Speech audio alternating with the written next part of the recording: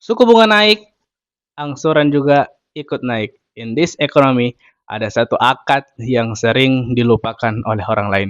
Yang biasanya hanya terlintas oleh orang-orang muslim saja, tapi sebenarnya akad ini juga cocok buat kamu yang non-muslim. Teman-teman, salam kenal, saya Ikhwan, dosen properti, agent properti yang ada di Makassar, yang bukan cuma nawarin, tapi juga ngajarin. Nah, mari kita bedah satu persatu akad-akad apa saja sih yang berada atau yang ada di dalam bank syariah yang tidak terdampak dari indeks ekonomi atau dari segi suku bunga yang dinaikkan oleh Bank Indonesia.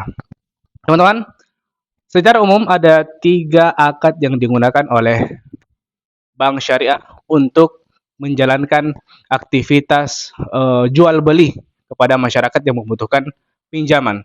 Nah, ini yang akan nanti kita bahas sama-sama. Apa sih perbedaan utama dari bank konvensional dan bank syariah? Yang pertama, akad yang pertama yang sering digunakan oleh bank syariah adalah murabahah, atau secara penjelasan singkatnya adalah ketika bank syariah itu membeli suatu barang dari developer atau dari penjual dengan harga cash, kemudian menjual kembali kepada kita selaku nasabah dengan harga cicil dan dengan tambahan margin yang telah disepakati sejak awal. Jadi marginnya itu setelah disepakati sejak awal, otomatis tidak mungkin ada lagi tambahan untuk pencicilannya. Jadi kalau sudah 2 juta per bulan, maka 2 juta terus sampainya terakhir sampai mungkin 20 tahun atau 10 tahun, pasti tidak akan ada lagi kenaikan kecuali mungkin dendanya. Nah, nanti kita bahas ini.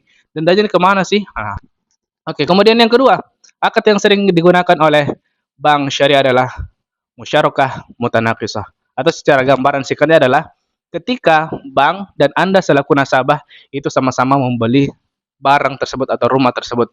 Misal bank punya uang 50%, kemudian Anda juga punya uang 50%, atau nanti sebaliknya lah. Anda punya 10% uang atau mungkin 90%-nya dari bank, nanti Anda sama-sama dua orang, Anda dan bank itu sama-sama membeli rumah ke developer, dan nanti Anda dan bank itu memiliki status kepemilikan dari rumah tersebut. Nah, nanti untuk setiap bulannya Anda membayar ke bank itu adalah hak kepemilikannya bank, kemudian untuk dialihkan kepada Anda. Jadi otomatis ketika semakin kecil untuk kepemilikannya bank, semakin kecil pula juga untuk angsuran yang Anda bayarkan ke bank tersebut. Kemudian yang ketiga, bank atau akad yang sering digunakan oleh perbankan syariah di Indonesia, yaitu ijarah muntahiyatu bitamlik. Apa itu ijarah muntahiyah bitamlik? Adalah ketika bank membeli barang tersebut, kemudian bank menyewakan kepada Anda dengan perjanjian di awal bahwa setelah lunas pencicilan, setelah lunas sewa menyewa itu, atau mungkin setelah Anda melakukan sewa menyewa selama beberapa tahun tertentu, itu akan bank hadiahkan kepada Anda selaku hadiah, sebagai hadiah, atau mungkin bisa akad lain untuk sebagai simbolis saja gitu. Pertanyaannya, dari ketiga akad ini mana sih yang paling dosen rekomendasikan buat teman-teman yang mau cicil di bank syariah? Nah, teman-teman, saya paling rekomendasikan ke akad yang kedua, karena inilah akad yang paling direkomendasikan oleh ulama-ulama atau ilmuwan-ilmuwan Islam di di bidang muamalah. Kenapa ini yang paling direkomendasikan? Karena ya paling meringankan juga buat nasabah, karena semakin kecil aset kepemilikan dari barang yang bank miliki, maka semakin kecil juga bayaran yang kita berikan kepada lembaga perbankan. Pembedaan utamanya antara bank konvensional dan bank syariah itu apa saja, Pak dosen? Nah, sebenarnya untuk perbedaan paling mencolok dan paling utamanya antara bank konvensional dan bank syariah adalah dua, yaitu denda yang bunga berbunga, kemudian juga suku bunga yang tidak pasti. Ya, jadi penting sekali untuk kita memilih atau memilah cara kita dalam mencicil hunian impian kita.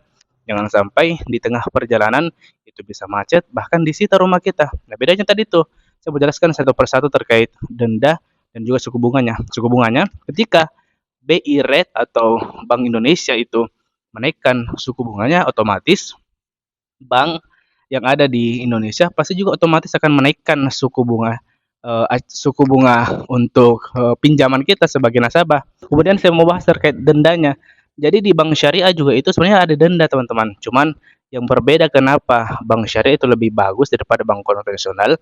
Karena di bank syariah itu dendanya itu tidak disalurkan atau tidak diambil sebagai keuntungan perusahaan, tapi akan dibagi untuk dana sosial tanpa memberitahukan orang lain sebagai dana sosial. Jadi itu bedanya. Jadi ketika konvensional dia mendendakan kepada yang terlambat, itu dia masuk ke keuntungan salah satu revenue streamnya perbankan. Tapi kalau bank syariah ada juga denda, tapi tidak memasukkan ke revenue streamnya perusahaan, tapi langsung menyalurkan ke eh, dana sosial. Dan itu pun juga dana sosialnya tidak boleh dipublikasikan, tidak boleh mengatasnamakan bahwa ini dari bank ini, tidak boleh. Karena memang itu sudah diawasi ketat oleh Dewan Pengawas Syariah dari MUI. Tadi tiga akad yang biasa digunakan oleh orang-orang Islam yang biasa notice dengan akad-akad tersebut.